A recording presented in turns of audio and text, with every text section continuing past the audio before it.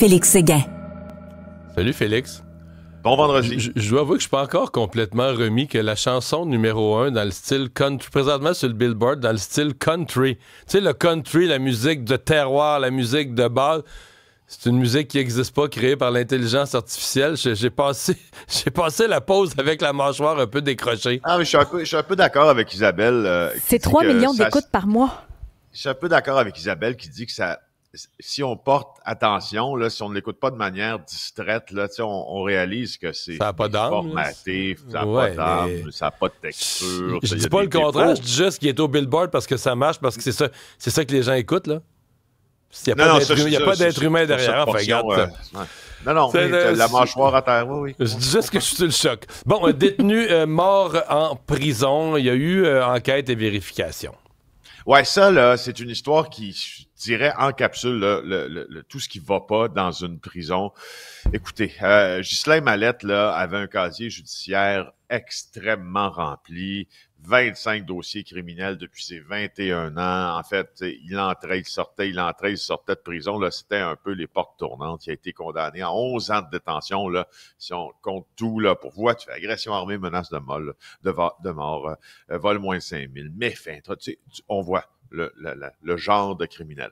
Sauf que Ghislain Mallette a aussi des problèmes de santé mentale, rapportent les autorités carcérales, et il était détenu au pénitencier de Port-Cartier. Il avait besoin d'être soigné.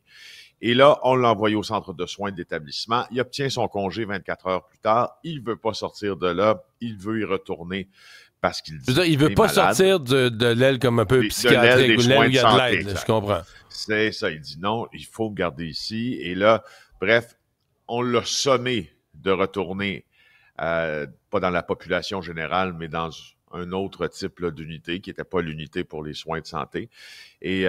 Et finalement, ultimement, il a sorti un pic artisanal qui a été caché dans sa semelle.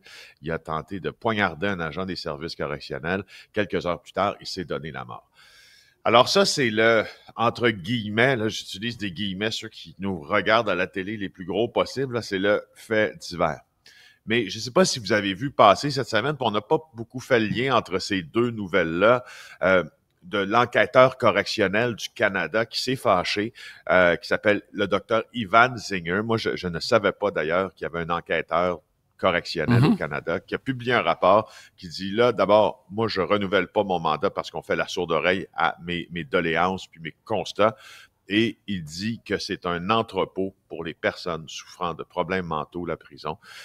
Ça inclut bien évidemment l'unité de Port-Cartier, dont moi j'ai entendu parler à plusieurs reprises, des prisonniers qui m'appellent de là en disant c'est impossible les soins aigus en santé mentale qui devraient être faits, puis ils ne le sont pas. Voilà.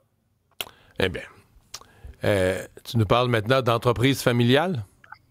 Oui, ben c'est ça. On dit, je sais pas, j'ai entendu la Fédération des chambres de commerce qui s'inquiétait là, qu'on ait de la relève en entrepreneurial. Là, le reprenariat, je sais pas s'il y avait du reprenariat. Exactement. Dans certains domaines, ça va? Oui, c'est ça. Ça a l'air. En tout cas, dans le domaine de la cocaïne, ça fonctionne. Je t'en parle pour deux raisons. Là. Brièvement, l'histoire. Donc, 15 ans de pénitencier pour un homme à la tête d'une entreprise donc familiale de cocaïne. Cet homme-là, Steve Abou Harraj, 54 ans, utilisait d'abord sa maison à lui, la maison familiale de la rue Fontenay à Laval comme lieu de commerce de trafic. Ça, il l'a admis à la cour. Mais quand tu regardes les photos de filature qui sont produites dans l'article du Journal de Montréal, là, bon, tu vois des fusils qui ont été saisis, de la cocaïne, et là, oups, à un moment donné, tu vois le fils de Steve Abou Harraj, Andy, qui sort de la résidence de la rue Fontenay en question avec un sac qui contiendrait des stupéfiants. Là, hop, tu vois la résidence de la rue Fontenay, mais tu vois la mère du clan, Henriette. Le fils, on l'a dit, la cousine, Roula Barak, l'ancienne belle-sœur, Ghislaine Honorable, sa sœur et son ex-conjointe qui, elles, ont été acquittées. Alors ça, c'est vraiment une entreprise familiale. Je te dis, il y a de la relève là-dedans. Mais je t'en parle parce que Abou Harraj est lié au crime organisé libanais. C'est étonnant, c'est parce que dans les fêtes de famille, ça parle rien que de business. Puis comment ça va, toi? Ben, ça va aussi bien que toi, on est dans la même affaire. Ouais. Bon.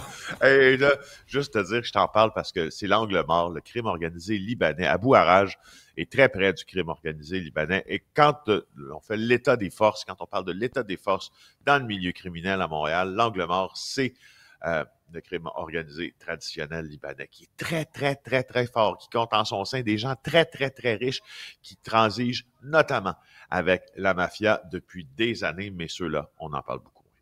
Plus discret. Hey, merci Félix. Bonne fin de semaine.